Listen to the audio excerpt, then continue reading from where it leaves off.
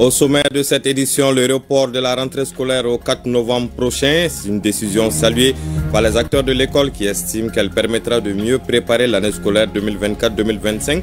Quant aux sinistrés, ils se réjouissent du temps qui leur est accordé pour trouver un autre site. C'est le constat fait à Gao par une de nos équipes régionales. Le reportage à suivre. Le fonctionnement des agences des Nations Unies et les techniques journalistiques étaient au cœur d'une session de formation à l'intention d'une cinquantaine de journalistes. Les objectifs de cette session de renforcement des capacités initiés par l'ensemble des agences du système des Nations Unies au Mali dans ce journal. Voilà pour les titres. Mesdames et messieurs, bonjour et bienvenue aux informations. Les acteurs de l'école saluent donc le report de la rentrée scolaire au 4 novembre prochain. Une décision des autorités qui permettra, selon eux, de mieux préparer l'année scolaire 2024-2025. Quant aux sinistrés qui ont élu domicile dans les établissements scolaires, ils se réjouissent du temps qui leur est accordé pour trouver un autre site. C'est ce que nous explique Rakiatou Touré dans ce reportage. À Gao, les pluies diluviennes ont causé l'effondrement de nombreuses maisons, des pertes en vies humaines et plusieurs personnes sont sans abri. C'est les écoles qui sont occupées par les sinistrés. Au niveau de la région, plusieurs écoles ont été touchées par les inondations. Au niveau du cercle de Borem, il y a 9 écoles qui ont été sérieusement affectées. Et après, en Songo, il y a 3. Sinon, au niveau de la ville de Gao, on n'a pas d'école inondée. Prévu pour le 1er octobre, la rentrée a été repoussée au 4 novembre prochain. L'établissement était occupé jusqu'à la veille, mais le 30, il n'y avait aucun sinistré. Il y a quelques sinistrés qui sont dans les environs qui se présentent quotidiennement. D'autres aussi ont fait de petits hangars, sinon qu'ils étaient tous mobilisés à sortir. Le report peut jouer sur l'année scolaire en ce sens qu'on sera obligé de repousser, on va rentrer dans la saison hivernale de l'année prochaine pour respecter les 9 mois. Par contre, partout où nous sommes passés, les sinistrés qui regagnent de plus belle les salles de classe saluent la décision des autorités. C'est vraiment nécessaire, bien avant la rentrée. Le signal nous a été donné, mais malheureusement, il y en a de ces sinistrés qui n'ont nulle part où aller. Ils étaient vraiment restés dans le désespoir total au moment où la rentrée leur avait été communiquée. Mais avec ce report, nous souhaiterons vraiment que des dispositions soient prises pour que nous retournions et céder les classes à nos enfants. Adijatou Moussa Sissé est consciente de l'enjeu. Elle attend avec son groupe que certaines conditions soient remplies pour quitter les lieux. On aime les enfants vont rentrer quand même. C'est le lundi seulement qu'ils ont venu ici pour nous recenser. Mais on n'a pas gagné les cartes d'abord. Mais maintenant, si on a gagné les cartes quand même, on va libérer là. Le maire de la commune urbaine de Gao rassure que des mesures seront prises le plus tôt possible pour pallier les difficultés du moment. Dès qu'on avait dit que la rentrée scolaire n'y est plus pour cette fois-ci, jusqu'au 4 prochain, donc je pense qu'il y a d'autres aussi qui ont pris l'initiative de retourner encore dans les écoles. C'est ce qui est en train de se passer et qui nous montre à suffisance que vraiment il va falloir prendre vraiment le taureau par le corps. Comptons quand même faire tout ce que nous pouvons. Sûrement avec les services techniques et plus les bailleurs qui sont en train de nous aider à faire pour les faire quand même revenir chez eux dans les meilleures conditions et dignement aussi. En tout cas, les communautés éducatives et occupants des salles de classe bénéficient d'un bonus d'une 30aine de jours pour permettre aux enfants de reprendre le chemin de l'école. Évaluer les progrès réalisés par l'État dans l'application de la loi 052 et formuler des recommandations à l'endroit des institutions, c'est l'objectif visé par le programme She Leads au Mali à travers l'organisation d'un débat télévisé. En prélude à ce débat, les participants ont eu droit à une séance de coaching suivie pour nous par Seydou Traoré. La réalisation du débat télévisé du programme Chidli au Mali se fera entre les représentants des organisations de la société civile dirigées par les filles et jeunes femmes, les institutions et les responsables politiques.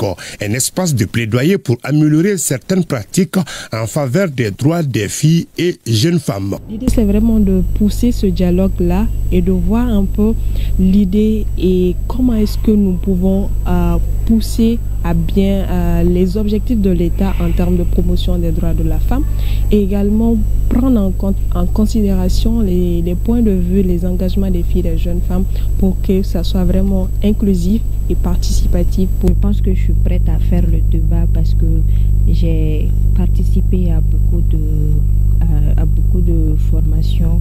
J'ai eu à faire des causeries avec des gens, des membres du terrain de basket. Le débat télévisé attendu va soutenir les messages de plaidoyer à l'intention des décideurs au plan national, régional et international. Il permettra également de renforcer l'implication des acteurs pour la promotion des droits humains. C'est un projet qui vise à renforcer les capacités des filles, les jeunes filles et les jeunes femmes en vue de leur implication dans les prises de décision.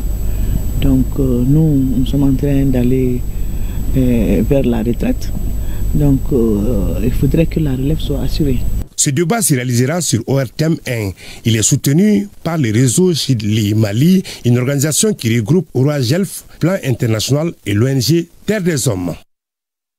Le fonctionnement des agences des Nations Unies et les techniques journalistiques a été au cœur de 3 jours de formation à l'intention d'une 50aine de journalistes. L'initiative est de l'ensemble des agences du système des Nations Unies au Mali, nous dit Soumao Aïdara, qui a suivi la formation pour nous.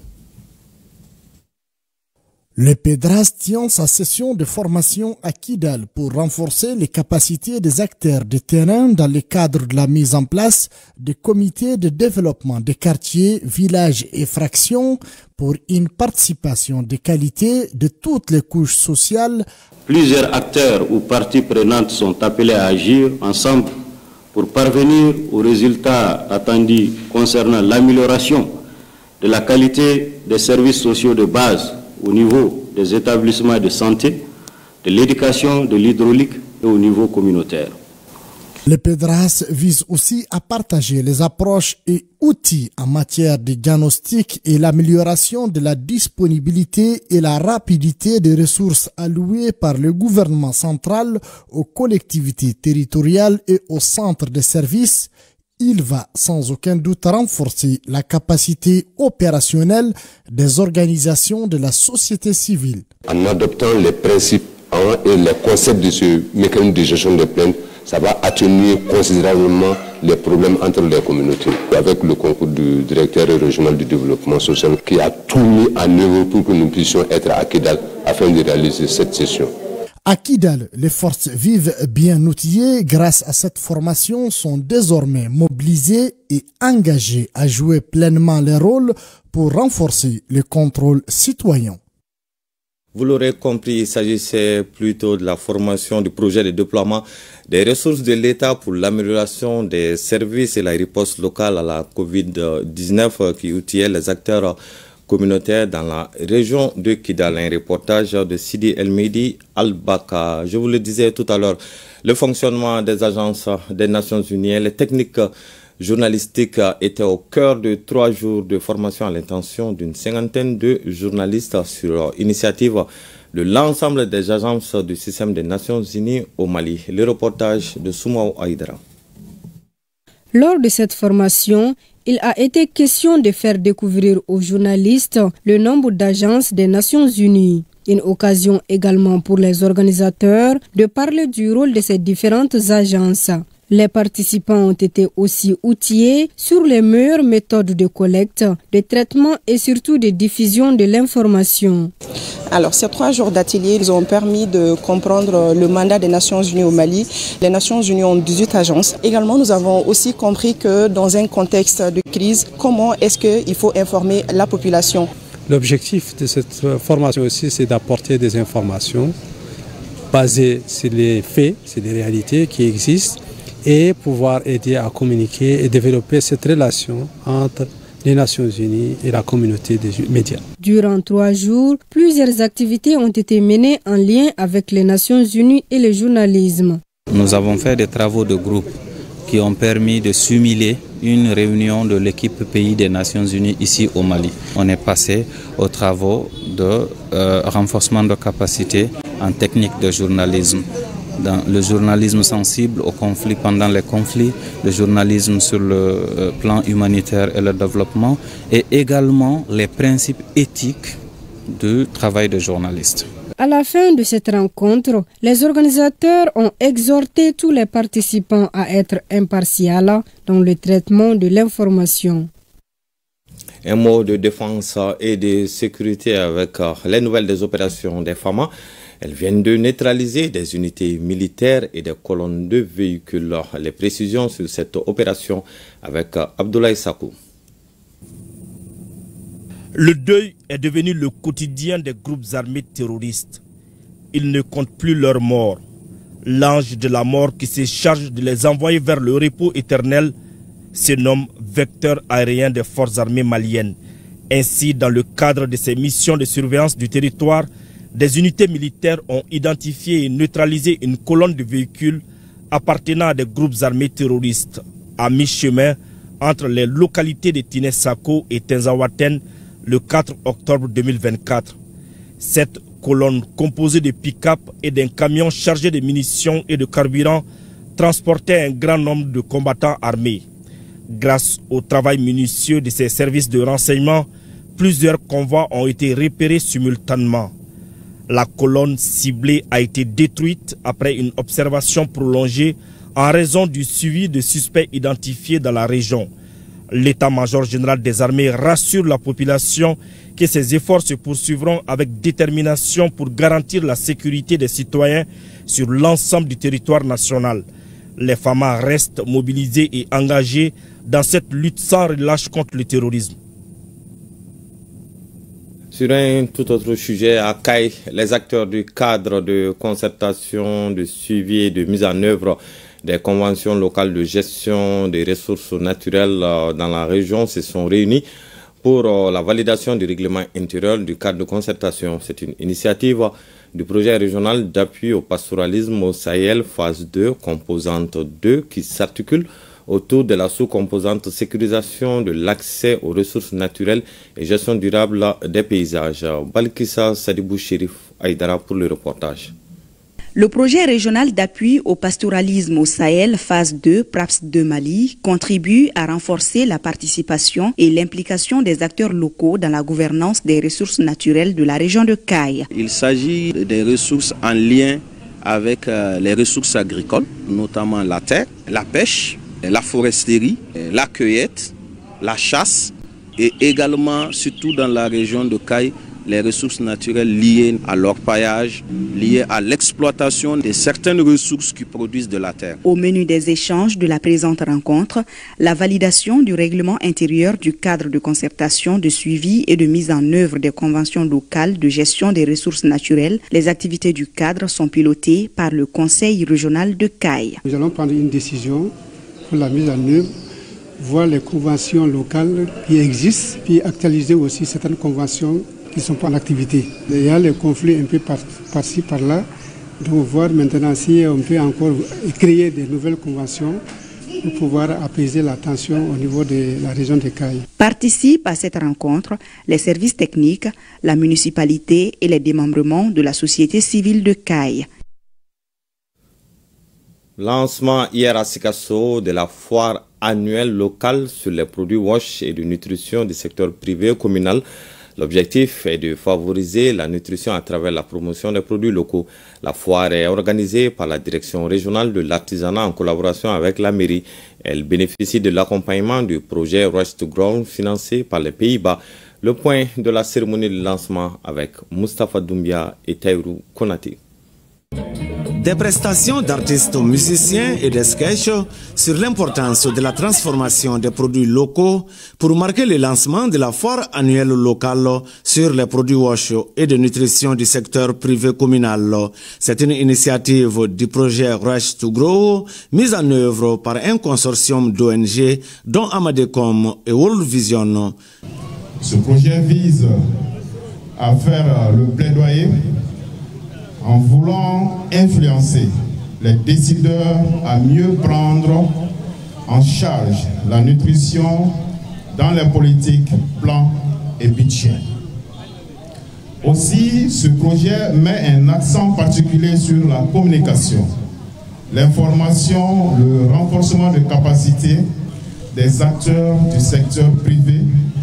La foire est organisée en collaboration avec la mairie de la commune urbaine de Sikasso et la direction régionale de l'artisanat. L'édition 2024 enregistre la présence d'une trentaine d'exposants. Ils nous ont donné beaucoup de formations sur la transformation aussi et des formations aussi pour lutter contre la malnutrition.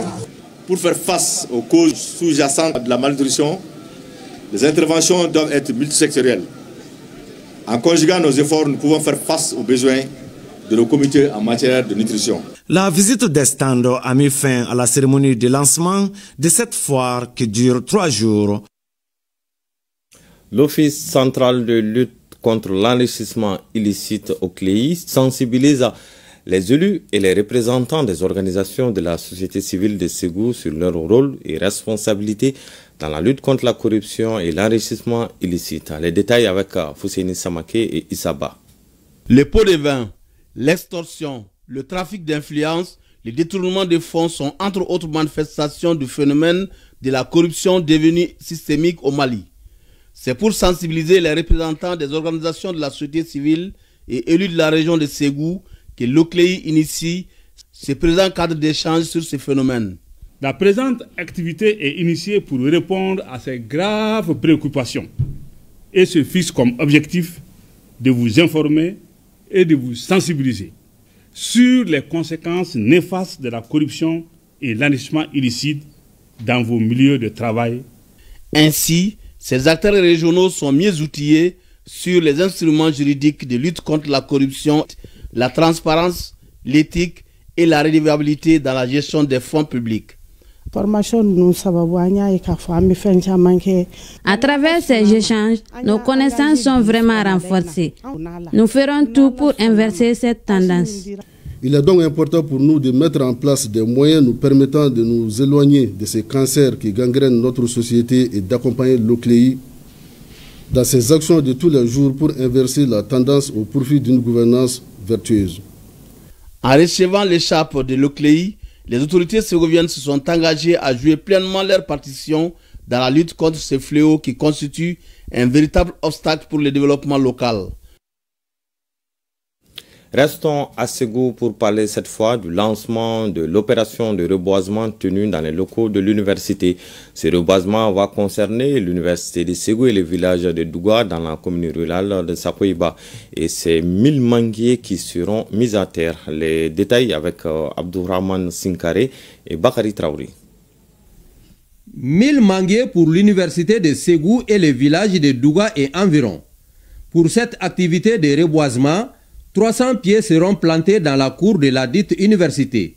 Située dans la commune rurale de Seboukou, 500 pieds à Douga, dans la commune rurale de Sakoiba, et le reste des pieds d'arbres pour des villages voisins de Douga. On a une faculté d'agronomie et de médecine animale et on a un chargé de foresterie qui est là et c'est lui qui est même en train d'aider des gens à planter les arbres. Et c'est lui qui va suivre avec ses étudiants comment vraiment faire de telle sorte que ces arbres peuvent survivre et servir l'université. Les donateurs de ces 1000 manguiers, un natif de la région de Ségou, n'entend pas s'arrêter en si bon chemin. Le rêve, c'est 10 000 manguiers que nous comptions quand même donner à ma ville, Ségou qui m'a tout donné. Je suis né à Ségou, j'ai été à l'école à Ségou, j'ai eu la bourse à Ségou. Donc je ne peux que donner cette petite contribution pour le bonheur de nos populations. Plusieurs témoignages ont été faits sur le dévouement de l'initiateur pour l'épanouissement de la population. Les travaux de la 27e convention locale de la Jeune Chambre internationale de Mopti se sont déroulés du 27 au 28 septembre 2024. Au cours de ces assises, plusieurs activités ont été menées, au nombre desquelles la présentation du bilan du comité local directeur sortant et l'élection d'un nouveau bureau pour le mandat 2025. Le reportage de Boubacar Sankari.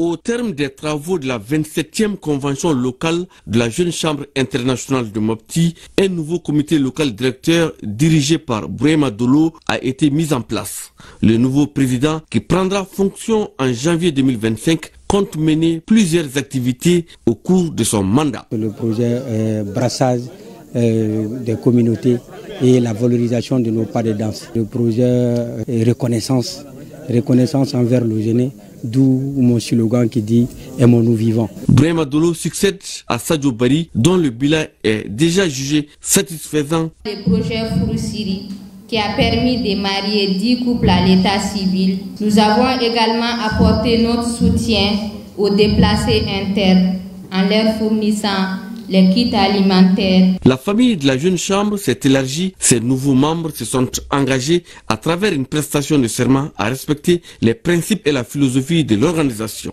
Cette convention est une opportunité unique pour réfléchir collectivement à comment nous pouvons, en tant que leaders actifs, mieux servir nos communautés. Le thème de cette convention est la GCI Mopti s'engage pour la promotion de l'entrepreneuriat et l'autonomisation des jeunes leaders. Œuvrant pour le bien de la communauté, les membres de la Jeune Chambre internationale doivent s'investir pour l'atteinte des objectifs tels que offrir des opportunités de développement et du leadership aux jeunes. Des attestations de reconnaissance sont décernées aux organisations locales et à 2 vice-présidents du Bureau national pour leur participation à la présente convention. Inauguration d'une nouvelle école privée de 6 salles de classe pour renforcer les capacités d'accueil des élèves de Nioro du Sahel et particulièrement ceux du quartier Koulouba. L'établissement qui est construit et équipé par un fils de terroir va renforcer justement les capacités d'accueil dans la localité. Moussa Diakité pour le reportage. L'école privée Cheikh Sidiya School, qui a été inaugurée ce 1er octobre 2024, se situe en plein cœur du quartier Koulouba sur la route de l'IFM et contribuera sans nul doute à enlever une grosse épine du pied des centaines de parents d'élèves de la zone, obligés jadis de parcourir des distances énormes pour les besoins scolaires de leurs enfants. J'ai eu l'idée de créer une école pour vraiment rapprocher l'école à la population, renforcer l'éducation et puis le développement de notre région. J'aimerais que les familles, les parents inscrivent leurs enfants pour l'avancement de l'école. Après la coupure du ruban symbolique par les autorités présentes, ce fut la visite guidée des locaux qui comprennent une direction bien équipée, un secrétariat, une salle informatique, une salle de documentation, 6 salles de classe ventilées et un bloc de 4 latrines. Au nom des populations de Nioro, du conseil communal, nous disons merci au promoteur qui a songé au bien-être de nos enfants. Car nos enfants parcouraient des kilomètres pour aller en ville. Merci monsieur le promoteur Mohamed Ndiaye. Monsieur le promoteur Mohamed Ndiaye a voulu contribuer en apportant sa pierre dans l'édification du Malikoura. Déjà au vu de l'infrastructure, ça rassure. C'est ce qui met fin à ce journal. Prochain rendez-vous avec l'information, c'est à 20h avec Khadija Toukouné. Quant à moi, je vous donne rendez-vous demain 13h avec le même plaisir.